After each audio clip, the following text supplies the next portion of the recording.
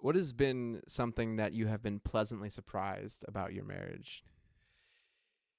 Yeah, so Heather and I have been married 25 and a half years. Oh, thank And goodness, because I have a much smaller number, and I was going to use half, but I was like, is that too childish? yeah, exactly. And so you're welcome. Yeah, so now I have to remember about what I expected before I got married to see what's presently surprised. I'll tell you, I have been exceptionally impressed with the kind of mom she is. And the reason is Heather's an Enneagram 1 to those that speak to. Heather's very much about here's the order of things. And her flexibility, her adaptability has been just amazing. I have learned so much about parenting watching her and working with her. And it's not that I thought she'd be a bad parent, but I feel like she's an exceptional parent. So that's been really an ongoing surprise at how well she processes things, and yet in her mind is so ordered. What about you? One of the things I've always been pleasantly surprised with Hannah, and I guess we'll just throw our wives' Enneagrams number out there. She's a 4, and so she's super passionate about the things that she's super passionate about and things she really likes. And so she feels very strongly, and she loves very intensely. And so when disagreements happen or when conflict comes up, it surprises me how well she is at checking herself in her deep emotion. For me, I have a much more cerebral, kind of just like head above the clouds, analyzing the situation, and that's not her at all, and that's caused a lot of conflict in our marriage, by itself. But one of the things I really love about her is she is one of the things I really love about her is she is so strong-willed and yet not really defiant. And so she believes what she believes, and she holds those beliefs very strongly. But when it comes to our work together, or it comes to how we interact, she does not hold on to her point of view or hold on to her perspective over our relationship. And that's just meant, honestly, that was something I was a little bit worried about, because she is very strong-willed. She is very passionate about things. It was something I was a little bit worried about before marriage. But when conflict has happened, when their struggles come up, she is so attentive to not holding on to her perspective or her point of view over the health of our relationship, our marriage. And how long have you guys been married? Oh, that's good. So Hannah and I have been married for 3.5, closer to almost 4 years now. Yeah, almost 4. Yeah, we're sitting in your front room, and I'm looking at your wedding pictures right now, and it was a good day. Look at that young buck. I was so handsome. Everybody was watching me, and what a compassionate woman. No, is you know what I always well paired. What I always told, for those who don't, what's so funny, like every time we've told people that we're pregnant and we're having a baby, Hannah and I look, for two like pasty white people, we look a lot different for, and so people are just fascinated, like, what is your baby going to even look like? I don't know. I'm interested in that too.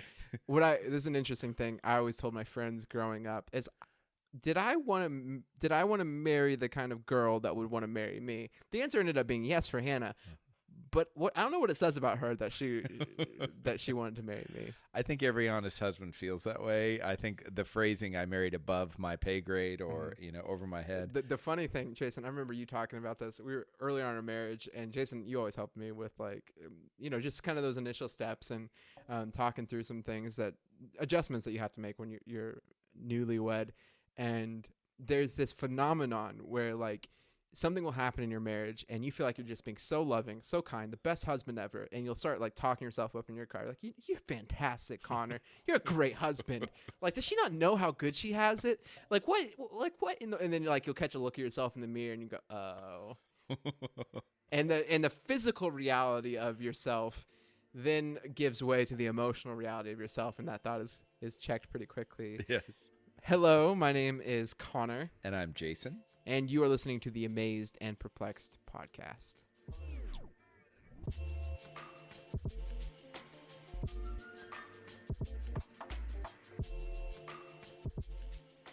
Today we're going to be interacting with Matthew 22, beginning in verse 23. We've been centered in Luke 20, and this is a parallel passage here. but we like the more succinctness of Matthew's account. And so what's happening here, Jesus still, I call this, in Luke 20, I call it, to help me remember, it's 20 questions, because Jesus is really being drilled in this passage to try to trip him up, and different groups have come at him. And so the Sadducees come at him there in 23. They don't believe in the resurrection, and they asked him a question based on law. And the basic scenario is a man marries a woman, and he doesn't get her pregnant, and he dies. And then by law, his brother has to take care of that, impregnate her to give her a son, but it doesn't happen. He doesn't get her pregnant, and it goes on. And ultimately, there are 7 brothers. They all die. They were all married to her. She dies, and they're in heaven. And so whose wife will she be? And picking up in verse 29, Jesus says this, your mistake is that you don't know the scriptures. I just want to input, ouch. And he goes, and you don't know the power of God. For when the dead rise, they will neither marry nor be given in marriage. In this respect, they will be like the angels in heaven. But now, as to whether there will be a resurrection of the dead, haven't you ever read about this in the scriptures? Long after Abraham, Isaac, and Jacob had died, God said, I am the God of Abraham, the God of Isaac, and the God of Jacob. So he is the God of the living, not the dead. When the crowds heard him, they were astonished at his teaching. And so, Connor, what amazes you about this interaction with Jesus and the Sadducees? So what amazes me about this passage, for women at this time to be given over to marriage, to bear children, that was the be-all, end-all. That was their job. That was their role. That was pretty much all they were called to and all that was expected of them in society. And to go beyond that was highly unlikely and oftentimes looked down upon. And what's really fascinating about this, in this passage, Jesus takes what would have been seen as women's only role, and he says that that's not what you're going to be doing in the new heavens and the new earth. Wow. And so what does that mean if in the kingdom of God and the ultimate reality, if for what the Sadducees saw as the role of women, that's going to be taken away, and the ultimate plan for everything? It's just amazing to me, the implications of that. Yeah, that's really good perspective. The thing that jumps out at me is so the other questions that Jesus is getting hit with are trying to trap him, to get him either to lose his audience, or get him in trouble with the government. And this is pretty consistent. The woman caught in adultery, it's a similar thing. They're trying to trap him that he'll either lose his audience or get in trouble with the government.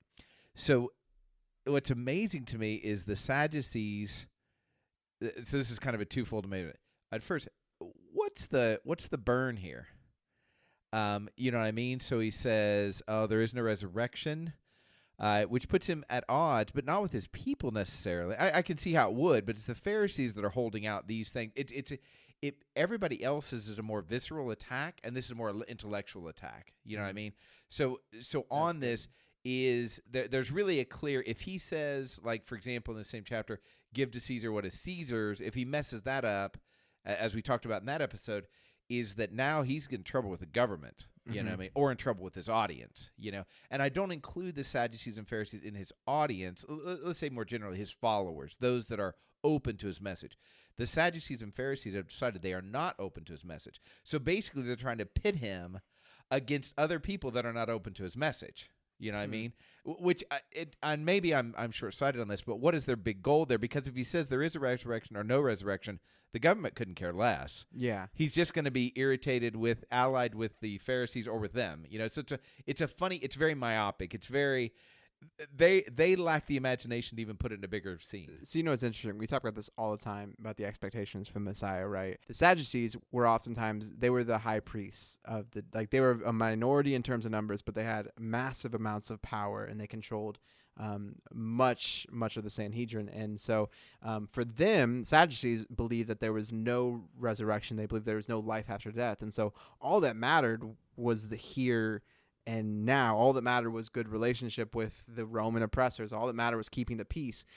In fact, if Jesus didn't have the perspective of resurrection and everlasting life, it almost like a militaristic revolution is almost the only answer, right? It's almost the only thing that makes the answer. If there's no hope after death, For the Sadducees, the perspective of either kowtowing to the government or overthrowing that government, I mean, that's the only thing that like makes sense from their perspective. Mm-hmm. Yeah, that's good. That's good. And so I guess what amazes me, and it's in a negative way, but just the I can see myself in this in the sense that you think, oh, I got this. You know what I mean? And just thinking it's funny because it doesn't speak to the Sadducees at the end of the story. It doesn't say the Sadducees turned away sad or, anything like that. It's like it's almost like they're marveling at their own question. It's such a good Loctite question. This is going to get him. And it's almost like I can see in my mind's eye them kind of just walking slowly away, as he's answering the question. You get the sense from the text that this is like their go-to question. Like, yeah. This is like when they're debating the Pharisees or they're debating, so-and-so. In fact, the Pharisees, from my understanding, they had a view of the afterlife that we would not recognize today, that like oftentimes they would be buried with things they might need in the afterlife. They would be buried with tools, or they'd be buried with certain clothing. In fact, it was a big debate in the Pharisees was when you were resurrected, would you be wearing clothes? And where would you be resurrected? Would you be resurrected where you were buried, or would you be resurrected in Jerusalem? I mean, all these little like nitty-gritty details. It was a big deal for them. The Sadducees, this is a question that they would ask the Pharisees all the time, right? Because the Pharisees believed that life after was very similar, like if not the same sort of thing from the current age. And so this was like a big Trump question for the intellectuals of the day. I mean, these are smart people. These are brilliant people. These are highly educated people. And that Jesus can give answers that even these brilliant, highly educated people can't come up with. It's crazy. It is. So with that, sure. What perplexes you about this passage? So what perplexes me about this passage is the doctrine that springs from it, the reality, the fact that there is no marriage in resurrection, the fact that my wife will will have the same sort of claim on my wife as you will on my wife, as I will on your, as all of Christians in all of history. The perplexing thing is I hate this, and it sounds terrible. Yes. And I know the intellectual reasons. I get them, but there is still a visceral, gross feeling to me when I hear this. That is exactly where I land. So there is a part that if you take it out of the goal to trap and you're just looking at the essence of the question, you're like, that's a really good question. Mm-hmm. Not because I want to disprove or prove the resurrection. Sure. I believe in the resurrection. But it is that dynamic. It's like, and this raises a lot of questions, like the questions around connections, the questions around loyalties, the questions around, okay, let's take it out of marriage. So you have a best friend here, and you're a best friend from, 2 to 22, and then you have a best friend from 22 to 36, and you have a best friend, so when you get to heaven, who's your real best friend? You know what I mean? Yeah. And I mean, it sounds silly, but as an emotional person, those things, when you really think it through, and no more true is your point, is if I enter a room where, in your terms, everyone has equal claim on my wife, that is no longer heaven in my understanding. Yeah. That's torture. That's hell. I would just feel terrible if on earth I walked in and everybody knew Heather the way I knew Heather and were connected with Heather the way I was connected with Heather. Oh, it makes me uncomfortable hearing you describe it. I know. It's just awful. So then what do we do with that? Enjoy, listener. That's all we had for today. Yeah, we're just ask questions that seem just keep on making you more uncomfortable. Yeah. And that's the funny thing about it. So the Sadducees asked this question to make Jesus uncomfortable. And then Jesus responds in a way that makes me feel more uncomfortable than anything the Sadducees could have said. I'd rather just be married to 7 men and move on. Well, I feel for her. I'm just saying yes. For the equation of it, I'm like, can we just say you don't understand? They'll work it out. For the equation. So I'm going to, like you said, you've been married for a good amount of time, much more than I have. So I'm going to pass the buck to you, Jason. How do you process this? How have you processed it historically? Yeah, so the first thing I think of, right after he says there's no marriage or be getting married, and then he shifts gears to the resurrection of the dead. So his point is saying, do you understand these people are alive? And I think it ties into answering the first, or the thing we're responding to as being perplexing, is this idea there's something that we can't understand about the quality of living. And so, and that's how I put together all of my conceptualization of heaven. We're dealing. There's a lot of content in the Bible that speaks of the afterlife. It's hard to bring it all together, and that showed up in our discussion on death. It's hard to how do we take this? These seem to be contradictory, and how do we make those fit together as best we can? And I will just remind us, our understanding is useful and wonderful, but the fact that I can't understand something doesn't mean that I should give up or be frustrated. This is more of an opportunity to trust God with it. Yeah. But the thing that I have to tell myself is, so if I think of Abraham, Isaac, and Jacob alive and fully alive, and there's great value that I am, because God introduced himself, we'll remember, to Moses, says, I tell them I am, God, this ever-present one. So we are taking on the quality of God is the inference there. And so there's a quality of life that we cannot imagine. Now, we can get there a certain way. When I speak at funerals, I think I may have said this before in an earlier podcast, but at funerals, I will often say, just as a moment of levity, because almost always people will laugh, especially if something popped up. Man, this lady's a real firecracker. Well, that translates to, at times, Susie was difficult to get along with. Is that true? And then like at my own grandmother's funeral, I was like, she was quite persnickety, and everybody laughs, despite the fact that everybody before that had been like, Grandma was awesome. Never did anything wrong. Yeah. There was Jesus, and then Grandma, and then maybe Paul, and it's like, but it's the idea that part of our joy is when we're together in the future. All of that. I was talking to a guy yesterday whose dad died, and we're having this conversation. All of the good that we saw from those persons will be there, but none of the sin that weighed that down, none of the striving, none of the angst, none of the anxiety that hurt our relationships all the time. And this is a beautiful thing. So by the same token, the quality of our relationships is beyond our imagination. So if that's true, I'm trying to find a point of comparison. And this is the story I work on in my head. I had a pen pal from Japan. This is back in the days that you wrote letters and you sent it to Japan. You know what I mean? A couple hundred years ago. Yeah. Back in that age. And then you'd wait, and then, it'd be really simple surface conversation, but it was cool to hear their perspective, know?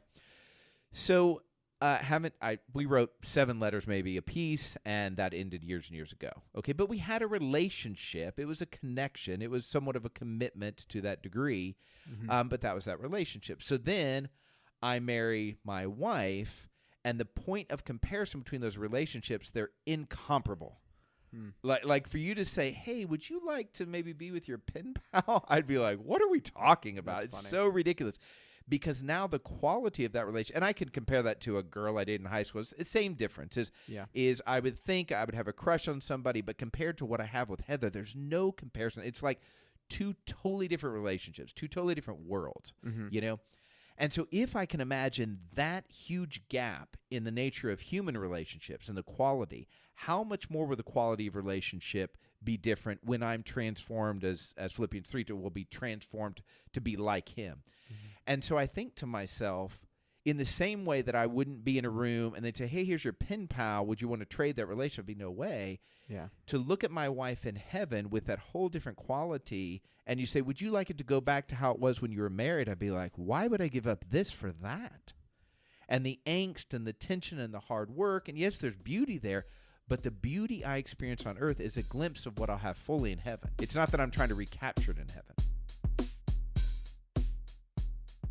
I think we talked about this in our series on death when we talk about, going to see the Grand Canyon here and how magnificent, how crazy it is, and that in the new heavens and new earth, man, we'll see the Grand Canyon. We'll see it like the way it was meant to be, and the truest sense and the most beautiful sense. And for me, I can get my head around that, right? I can get my head around grand architecture. I can get my head around no sickness, no death. I can get my head around that sort of thing. I think it's harder for me to picture perfect relationships. I can picture and have experienced amazing grand vistas, and I can think, man, this can be even better. This can be perfect. I'm just now thinking about this. Can I, even with like my wife, even with my best friends, even with you, Jason, I think it's harder for me to picture what even this relationship would be like if it was perfect. I think so, and I think a big part of that is the nature of your relationship with the Grand Canyon versus these people you're describing. Yeah. And I think that's what makes it harder. The other thing that I think makes it hard on us is the dynamic of we tend to think of God as a more powerful version of us. Mm-hmm. And so we assume that he has our imagination and our ability. And so we say, if I'm able to present 5% change, then God can affect 5% change, then God can affect 80% change, Mm-hmm. And see, God, if he's perfect, then he's always affecting 100% change. Now, because we experience that so slowly living in time, Yeah. and we experience change gradual, but from an eternal perspective, he's seeing it bang, bang. So this is good.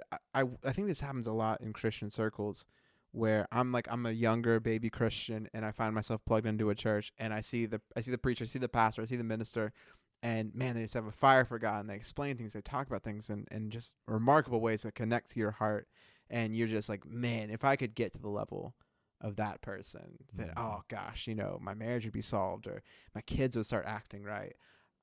I wouldn't have problems at work, even maybe I'd even make more money, all these miraculous things that happen. But then it turns out that preacher, that minister was having an affair, or it turns out that preacher or minister was abusive in his relationships, or or it just turns out to be a normal, broken, hurting man, and he's not the person you put up on a pedestal. I do wonder, is this a symptom that I think, okay, I'm at 5% of goodness, of holiness, of perfection, whatever it is, and I think, man, Jason's, he's not perfect, but man, he's at 25%, and God's at 100%. And if I could get to 25, man, I would be doing so well. But the reality of the scale is we're at like 0.1%, and maybe somebody is at 0.112. Right. And I think that's, just as we're talking here, I think that's helping me frame this perspective of, I have had lots of relationships in my life that were not good, right? That in comparison to my marriage, like you were talking about, were hot garbage. And for me, the perspective is, like you said, that just kind of going back to the whole marriage thing, that those relationships are my relationship with my wife is in another universe compared to that. And like I said, if I can get that okay, what you said is now just kind of like clicking with me. If I can get the perspective that the relationship I had with, my pen pal when I was 7 years old versus the relationship I have with my wife now is in another universe, and it's that much more so with God. Okay, that's kind of helping click with me. Yeah. So here I'm going to throw this in. God doesn't. Okay, just bear with this. God doesn't love. God doesn't love. God is love. God doesn't practice goodness. He is goodness. Mm-hmm. Okay. So even in our which I totally agree with that dynamic, 0.1 and 0.12, and I'm like, oh yeah. Because the closer you get to God, the more you're aware of your weaknesses. Yeah. When I started out really pursuing God, I was like, man, if I can just get over cussing and looking at pornography, I'll be doing awesome, And then I largely got beyond those things, and I'm like, I'm a wreck. I just didn't realize how much of a mess I am. Bill darn tootin', you start making up Christian words. Right, exactly. So anyway, I got all the euphemisms now, and I'm still a wreck, And this dynamic of the difference between God and us on that scale from 0 to 100 is that God's not practicing. We're having to practice and discipline ourselves. He is those things. He can't even be measurable at the scale because there's no comparison to when he wasn't that thing. And I don't even know if this is valuable content, but just even that qualitative difference. Yeah, I feel like this episode is either going to be like so unhelpful for lots of people, or it's going to be like it's going to be amazing. So don't let us know if it's the first one. No, we want your honest response. Just don't just rate send it us to by Jason. Yeah, send it to me. Okay, so I'm thinking here. I love what you said, and I think it's integral to walking walking with God. It's this recognition that the further I become more like Jesus, the more I realize how far away I actually am. And I'm now just wondering, is that the case with relationships? I've never equated this before. This is blowing my mind right now. And I'm thinking back. So I've been married for 3.5, close to 4 years. And I think about what I want my marriage to be, what my marriage can be and should be. And I'm thinking, as our marriage has gotten deeper and better, and it's gone down valleys and up hills, I do think there are times where I recognized, even after our marriage had grown so much, that I would look back and go, oh man, there's still a much bigger hill to climb, and there's still so much more that this could be. And yeah, this is, if it's not helpful for anybody else's podcast, I might just cut everything I have to say out, because I'm just processing and learning this too. It's so funny when that happens, where you have a concept, and you just realize that you've known this concept, you've applied it to plenty of other areas in your life, and you never thought to apply it to this area of life. And that's what's happened to me now. Yes. And I think this is really, really important, because I don't want to call people to anything besides be a disciple of Jesus, be a learner, expect to be wowed by the next discovery, and be open to it. So for this, I think that is really fascinating. So here's my experience at this point in my married life. If I were to have had the wherewithal to write down all my expectations, so let's say I could have generated a list of 50 expectations of what my marriage will be, which, having brought people through, many people through premarital counseling, myself included, you and Hannah included, you don't have that wherewithal. You're just amazed that you're with the person you love and you're going to marry them. And I mean, I hope that's people's experience. Why would you marry? And so there's part of you like, man, the good so far outweighs the bad. The bad will just blow away. And especially if you buy into the happily ever after, this is my soulmate, this will be easy because we really love each other. And I've even had people tell me, the problems you're discussing must apply to other people, but they do not apply to us. And I'm like, can you just call me in 6 months and say that? And then I want to see, is that still true? Because the nature of any relationship is you're trying to merge two worlds, some of which doesn't fit together.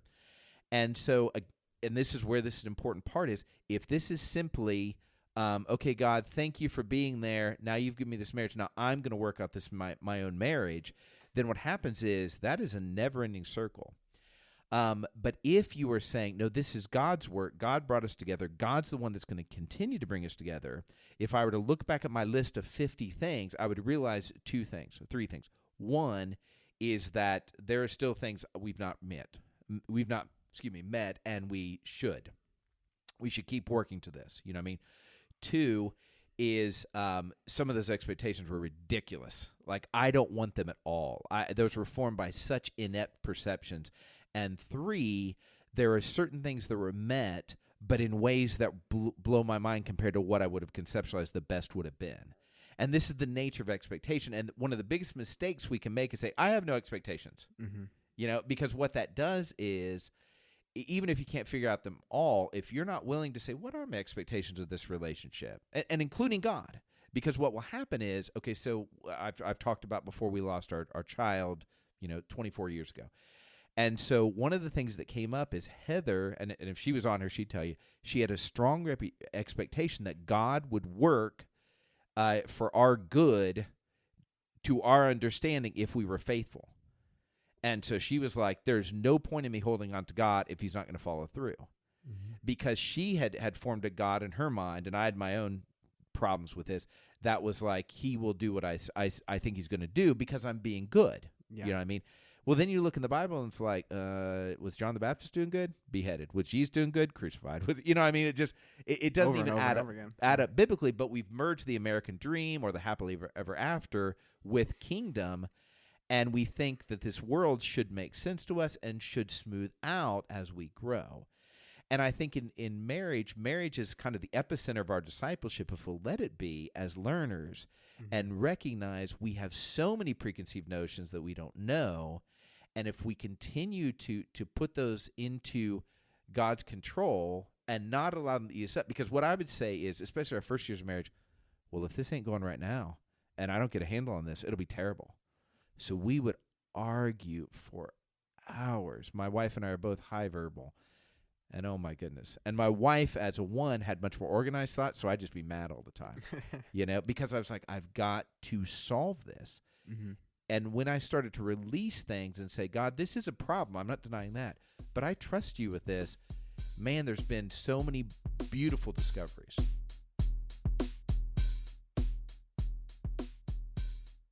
I would say one of the things that is a little bit harder for you and I to speak to, Jason, but I think I've heard from single people, for as terrible as it sounds to us, I think it could be how beautiful it sounds to people who God has called into a life of singleness. Wow. And I think this is part of the heartbreaking nature of how, I'll speak to the American church specifically, has treated marriage as the be all end all. And we've taught kids and teenagers, you wait to have sex because, that perfect somebody's coming, the person that God has picked out for you. And I know it's caused a lot of heartbreak for people that marriage is not something that God has called them to. Marriage is a gift. It's awesome. It's amazing. But it is not the reason that we're alive. And it's hard to remember that sometimes, especially as married people who like being married and who enjoy their relationships with their spouse. Our own Savior was not married here on earth. Paul was not married. And so I know we know this, right? We know that marriage isn't a qualification for being saved. But I would love to hear the perspective of anybody who is single. When you read this passage, how does it affect you? The idea of these perfect relationships and everybody having equal claim and, equal depth and all this fun stuff. I would love, if somebody's out there that's listening to this, I would love to hear your perspective on that. I love that. And I share with you that is really good. And I do carry a burden for how do we, as a leader of the church, how do I create an environment or help create an environment that honors everybody, where they are. And so many things are run, if for no other reason, through simplicity's sake, through family, kids, you know what I mean? And family being defined as a married couple with children, and not honoring the singles. And I have a variety or I have multiple friends that are single and may be single for life, and I honor them, but I've even given into the temptation of me praying more about them finding a spouse than praying and giving glory to them, who they are. You know what I mean? And it's just one of those things that I'm part of the problem in buying into this dynamic that a good, this is how it should go. Mm-hmm. And then you say that and it's like, yeah, of course. I mean, so yeah, I really welcome any of our single listeners. Man, I'd appreciate your perspective on that. Yeah, absolutely. So maybe to wrap up here, I think this last statement is a perfect wrap up. And I think this statement is so simple, yet it is so integral to our walk with God. Jesus says this about the resurrection of the dead. God says, I am the God of Abraham, the God of Isaac, and the God of Jacob. So he is the God of the living, not of the dead. And just that sentence, that statement, that God is a God of the living and not the dead. It takes even a passage like this that leaves me very uncomfortable and that I do not like, and gives me hope at the end. The fact that God is a God of life means that we get to wake up every morning with hope no matter what happened before. We want you to know, as our listener, man, we're very grateful and continue to encourage you to participate this in your own reading. What amazes and perplexes you, and let us know, because no matter what we come up with, God will give you something different. And I just want to remind you, we are going to be moving into looking at specific parables in the future. And so if you have a parable that you love and what amazes and perplexes you about that, we'd love to have you be part of that conversation. So just reach out to us in one of the ways that's available and let us know. What's the words again? I just said grace, peace, and love, but that's kind of... That's your thing. I mean, you can use it. Yeah. I would feel like I'd be copying it now. So anyway, Peace, grace, peace, love, grace. tranquility, serenity. What's another word for? Anyway, I'm fine with what I said. I think that's great. I want to put the whole thing in.